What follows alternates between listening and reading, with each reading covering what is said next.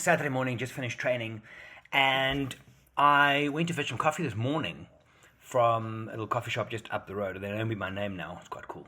Every Saturday. So, accountability. So, my newsletter went out yesterday. One of the things I wrote about was the 4 reasons why people change. I'll add the link in the description here, or find it in my bio. But the 4 reasons: number 1, when you are inspired enough to change, right? Something inspires you. It could be a conversation, a person, a quote. Number 2, when you learn enough that you want to change. Knowledge is information. Number 3 is the one that kind of sucks, but it's unfortunately the most common, is we change when the hurt is enough. Now, I'm not talking hurt necessarily like anxiety, trauma, depression, loss. It could be something like you don't feel comfortable in your clothes. And then the last one on my newsletter in the list is you change when you receive enough that it enables you. Now, that doesn't mean money. It could mean a shoulder to cry on, a conversation, someone to listen, someone holding space for you that creates a safe space, right? But accountability, and why I thought about this morning, is I've got currently 3 of my clients that I'm working with that have to send me pictures of a list of things that they do every day. So I started this for me when I went on my last private guided trip now. Every single morning. And I decided this ahead of time, right? I decided that I'm going to do this every fucking morning, no negotiation with yourself. So I decided, not hard, 100 push-ups, 100 squats, right? Journal, I'll tell you about that now. Meditate using the Balance app, and then a cold shower for 2 minutes. Every morning. And I made myself on my phone a note on the Notes app. I made a list with tick boxes. 1st April, 2nd April, 3rd April. And I had to do that. And then I would screenshot that and send it to people back home, right? Family, friends, and so on, so that they know I've done it. Accountability is huge.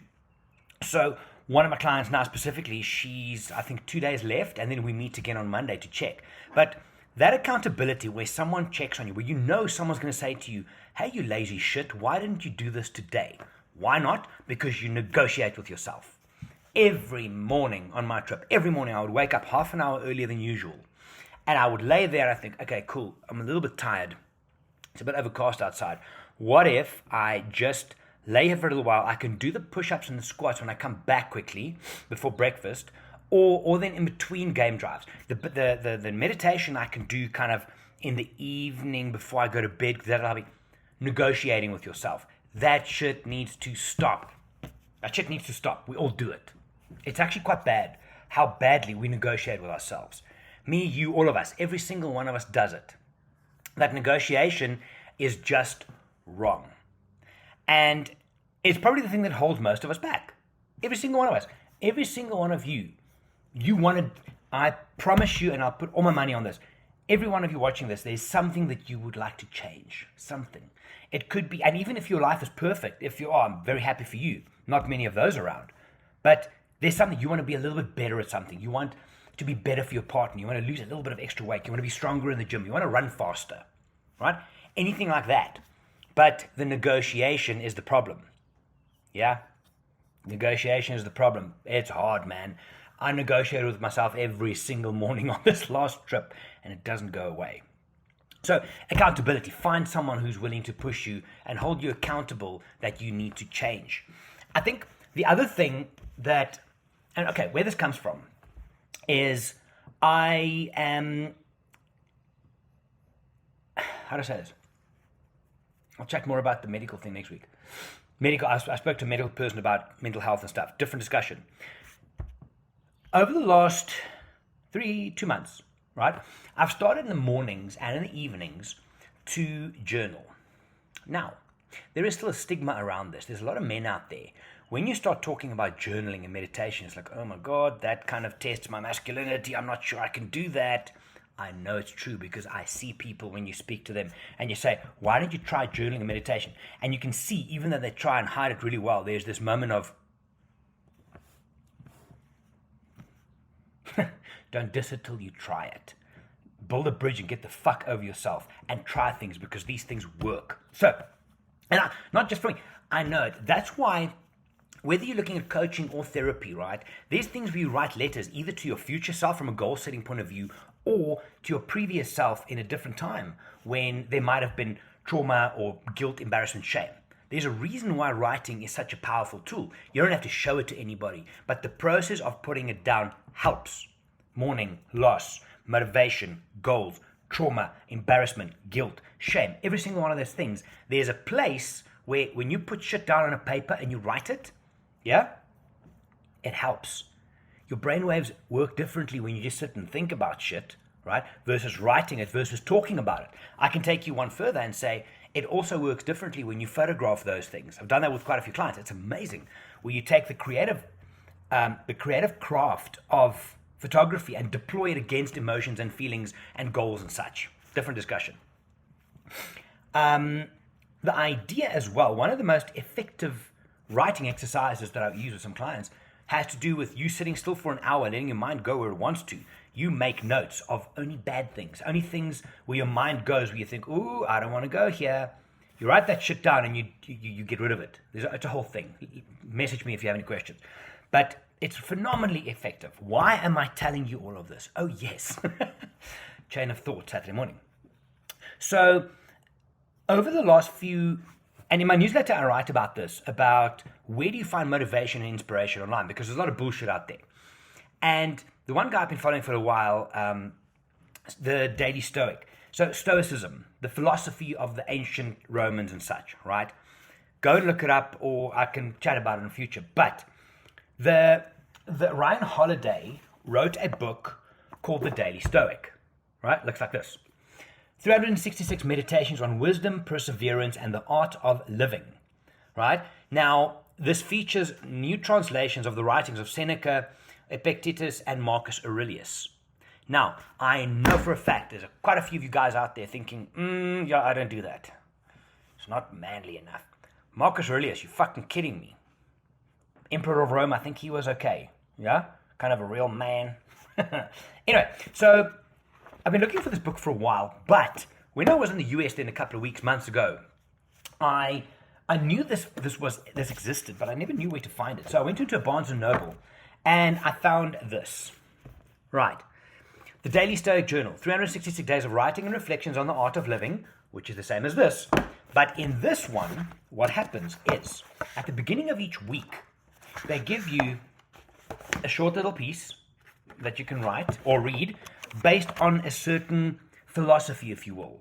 Test your impressions. And then every single day, for example, today's question was, am I self-aware, self-critical, and self-determining? And then you've got a morning and an evening reflection where you literally just write your chain of thought based on that. It's kind of guided journaling, if you will. Now, and again, I know some of you guys probably turned off already, sorry, but there is something to this.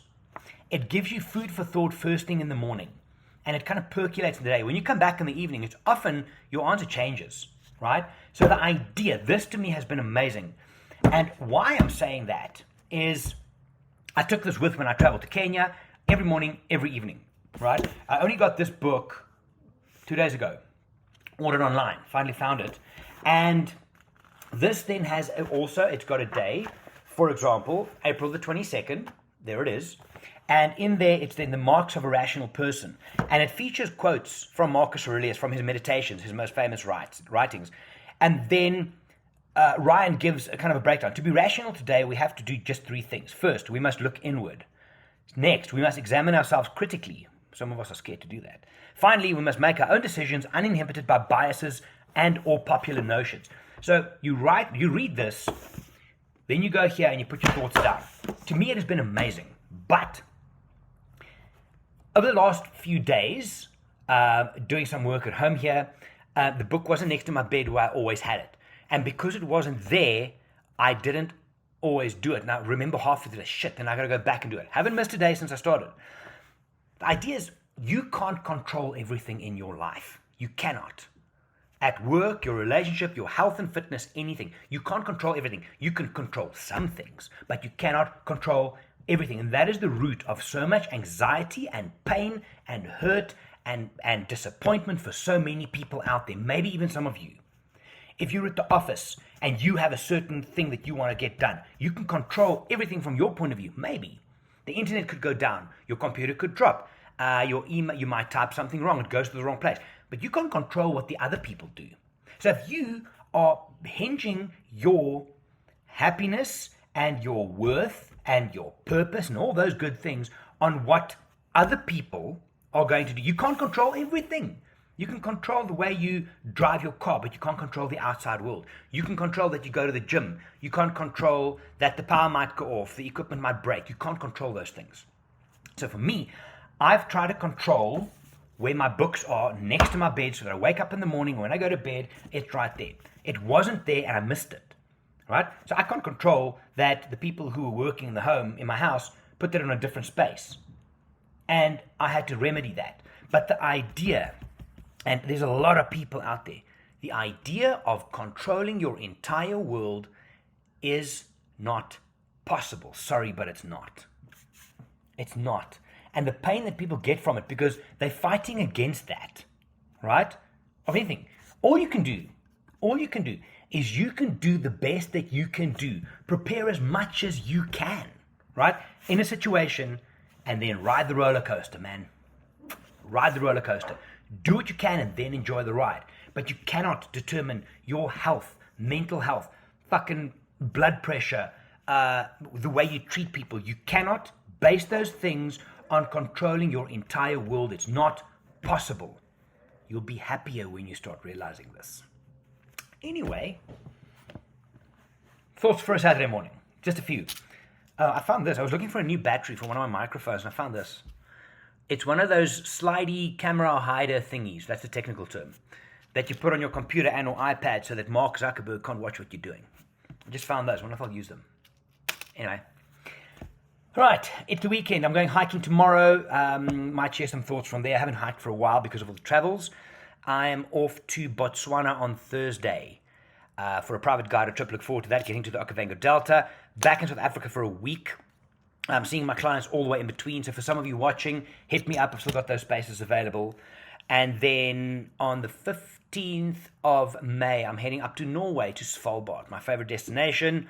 And then after that, I am 99% stopping into Chicago for 3 or 4 nights to lecture. I'm going to be doing a presentation on Svalbard, literally the freshest presentation, because it's going to be right from the polar bear's mouth, so to speak.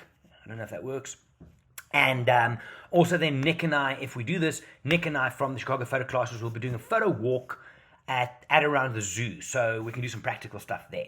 If you're in the area, hit me up. It'll be kind of first week of June somewhere, and then home for a few months, and I've got quite a few things I want to do then. For now, though, I'm going to quickly record another video, which you'll find on my feed if you only find this, on a new feature in Lightroom, which I find pretty cool. For now, though, guys, thanks for listening. Thanks for watching. For those guys of you who still think it's not masculine to journal and stuff, I mean this in the most constructive way possible. Wake the fuck up, you're missing out. There is no downside. There is no downside. Have a good weekend. I'll chat to you later. Bye.